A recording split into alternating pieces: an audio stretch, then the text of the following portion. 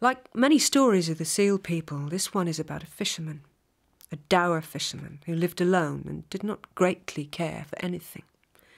He was particularly unfond of seals.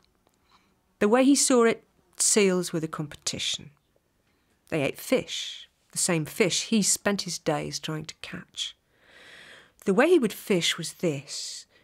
He had a number of buoys moored along the coast, and he would row from buoy to buoy, pulling up the net tied under it, checking the catch, then putting the net back into the sea. When he got to the end of the line of buoys, he would go back to the beginning and start again. Some days the catch was good, and he would eat and drink well. Some days not so good, but that was the fishing. And then he began to notice that the catch was dwindling away from one net. Day by day it grew smaller until all that he was pulling up was a few shells, the odd fish bone and a lot of seaweed. He had a good look at the net and noticed there were several big tears in it, and that the ends of the twine showed signs of something gnawing it. "It's those bloody seals, I'll be bound," he said to himself. The seals were stealing his fish. Well, he decided he wasn't having this, and that the time had come to do something about it. So the next morning, rather than checking the nets one by one, he just dropped anchor in sight of that one buoy, loosened his knife in its sheath and settled down to watch. The morning wore into afternoon, and the rocking of his boat on the gentle swell had almost lulled him to sleep when he heard a splash and a gurgle. The buoy was swaying rapidly from side to side, then it disappeared beneath the waves altogether. Taking a deep breath, he stood up and dived over the side of the boat, naked knife in hand. He saw a big seal worrying at the net. He swam down to the seal and plunged his knife into it, pulling it through the seal's flesh with all his might. Blood billowed out of the wound, making a red fog in the water. But even wounded, the seal proved stronger than the man. It wriggled and twisted and wrenched the knife handle out of his hand, then disappeared into the now murky water. Spluttering and gasping, the fisherman hauled himself back into his boat. Well, he thought, I might not have killed it, but that's one seal that'll trouble me no more. Problem solved. But the next day, all of his nets were empty. And the next, and the next. By the end of the week he was running out of money and hungry as well. Could hardly be bothered to put out to sea any more. So when a stranger came up to him in the harbour and said, "I hear a man as can lay their hands on some sealskins," the fisherman was only too ready to help.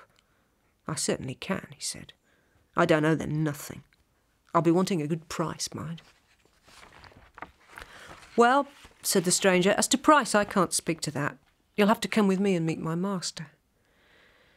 This the fisherman was glad to do, and the pair of them walked out of the harbour and along the coast path. As they reached the top of the cliffs, the stranger stopped, made a funnel of his hands around his mouth and sang, "Hunda, hunda, hunda, ho da da, yunda, yunda, yunda, ho da da, hey yundanda, hey yundanda, hey yundanda, ho da da, hey yundanda, hey yundanda, hey yundanda, ho da da." Even before the stranger had finished the call, the sea below the cliffs was boiling with more sleek black seals than the fisherman had ever seen in his life.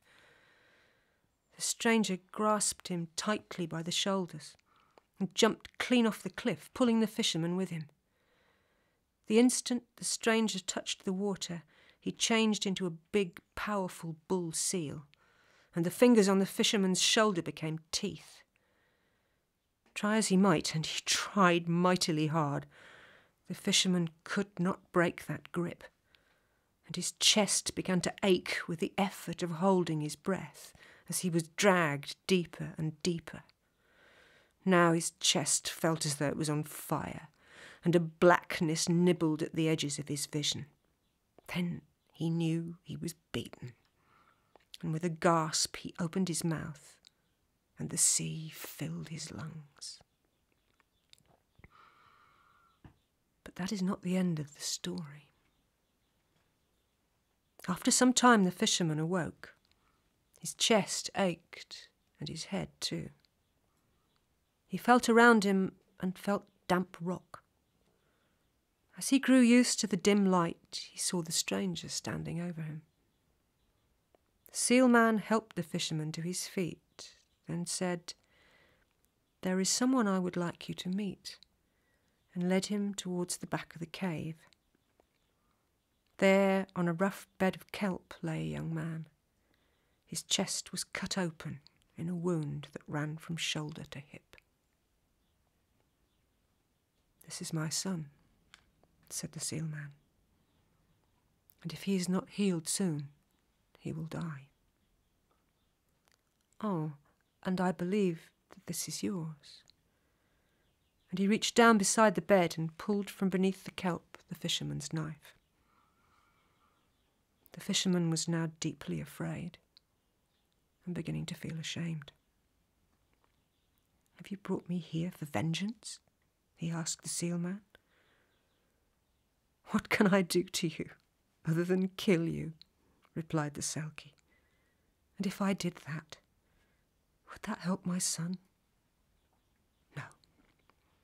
I have brought you here to help, if you will. Only the hand that caused the wound can heal the wound." The fisherman looked at the youth, at his pale flesh and the cruel gash across his chest. He thought of how he had resented and hated the seals.